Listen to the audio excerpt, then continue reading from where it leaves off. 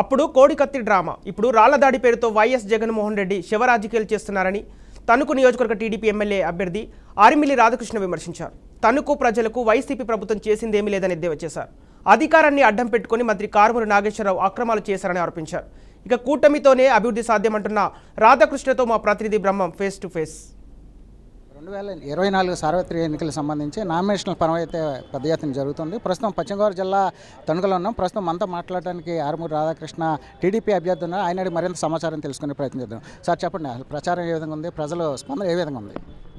ఈరోజు తెలుగుదేశం, జనసేన, బీజేపీ కూటమికి ప్రజల స్పందన అద్భుతంగా ఉంది. ప్రతి ఒక్కరూ కూడా, అన్ని వర్గాల ప్రజలు కూడా ఈరోజు కూటమి అధికారంలోకి రావాలని ఆకాంక్షిస్తున్నారు. వారందరూ కూడా ముందుకు వచ్చి స్పందన, వారందరూ కూడా మద్దతు తెలియజేస్తున్నారు. అదేవిధంగా ఈరోజు నామినేషన్ కార్యక్రమం కూడా మేము స్వచ్ఛందంగా తెలుగుదేశం పార్టీ, బీజేపీ, అదేవిధంగా జనసేన శ్రేణులు, ప్రజలు అందరూ కూడా స్వచ్ఛందంగా ఈ కార్యక్రమంలో పాల్గొని నామినేషన్ కార్యక్రమాన్ని కూడా విజయవంతం చేయడం జరిగింది. ఈరోజు రాబోయే రోజుల్లో తప్పనిసరిగా కూటమి అధికారంలోకి రావడం ఖాయం. అది ఇప్పటికే నిర్ణయం అయ్యింది. ఈ రాష్ట్రంలో ఈ ప్రభుత్వం చేసినటువంటి దుర్మార్గ పరిపాలన పట్ల ప్రజలందరూ కూడా తీవ్రమైనటువంటి అసంతృప్తి ఉన్నారు.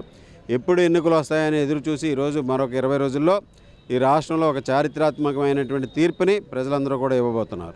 సార్, తణుకు నియోజకవర్గ ప్రజలు మీకు ఎందుకు ఓటు వేయాలని అడిగితే మీరేం చెప్తారు? అభివృద్ధిని ఆకాంక్షించే వాళ్ళందరూ కూడా నాకు ఓటు వేస్తారు.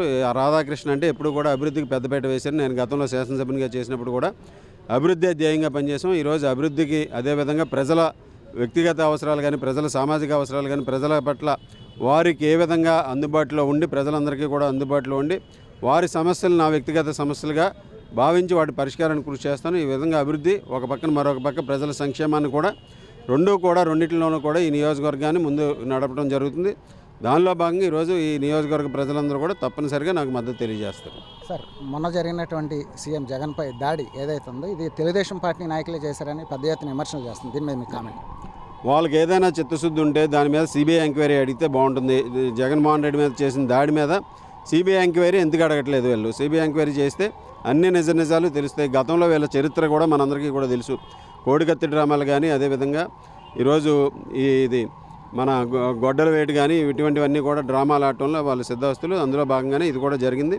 ఇది దానికి తెలుగుదేశం పార్టీకి ఎటువంటి సంబంధం లేదు. తెలుగుదేశం పార్టీ మీద వాళ్ళకి ఏదైనా ఎక్కడైనా దాని మీద న్యాయపరమైన సిబిఐ ఎంక్వైరీలు కానీ ఇటువంటివన్నీ కూడా చేయించుకుని దాని మీద నిజాలన్నీ కూడా నిర్ధారణ చేయాలని మేము కూడా కోరుతున్నాం.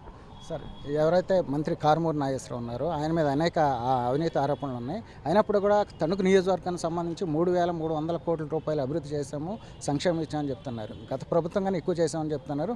విజయం తందే అని చెప్తున్నారు. దీని మీద ఈరోజు వాళ్ళు చేసినటువంటి అభివృద్ధి, ఇక్కడ ప్రజల సౌకర్యాలు కానీ, ప్రజల మౌలిక సదుపాయాలని ఏమైనా కల్పించారా? ఏం అభివృద్ధి చేశారు?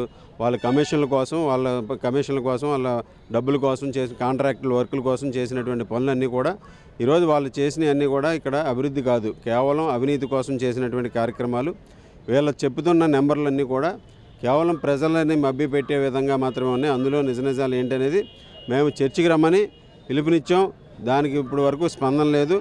ఏ విధమైనటువంటి అభివృద్ధి జరిగిందనేది దాని మీద చర్చిద్దామని చెప్పడం జరిగింది. కానీ ఇప్పటి వరకు దాని మీద ముందుకు రానటువంటి పరిస్థితి. ఆ విధంగా వాళ్ళ అభివృద్ధిని ఏదో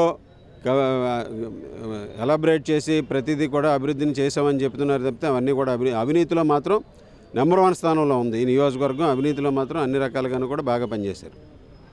ఇదే పరిస్థితి. రాబోయేటువంటి ఎన్నికలకు సంబంధించి తణుకు నియోజకవర్గానికి సంబంధించి గతంలో తాను ఏదైతే శాసనసభ్యుడిగా పనిచేశానో ఆ రోజుల్లో అప్పట్లో ఉన్నటువంటి పరిస్థితిలో ఎంత అభివృద్ధి చేశానని చెప్పేసి ఆరిమిల్లి రాధాకృష్ణ చెప్తున్నారు. అదేవిధంగా ఏదైతే ప్రస్తుతం ఇక్కడ ఉన్నటువంటి మంత్రి కారుమూరి నాగేశ్వరరావు అవినీతికి సంబంధించి అనేక ఆరోపణలు ఉన్నాయి. ఆయన కూడా అభివృద్ధి తణుకు ప్రాంతానికి చేసింది ఏమీ లేదని చెప్పేసి ఆరుమూరి చెప్తున్నారు. ఇదే పరిస్థితి. కెమెరామెన్ శ్రీనితో బ్రహ్మం, బీఆర్కే న్యూస్, తణుకు నుంచి.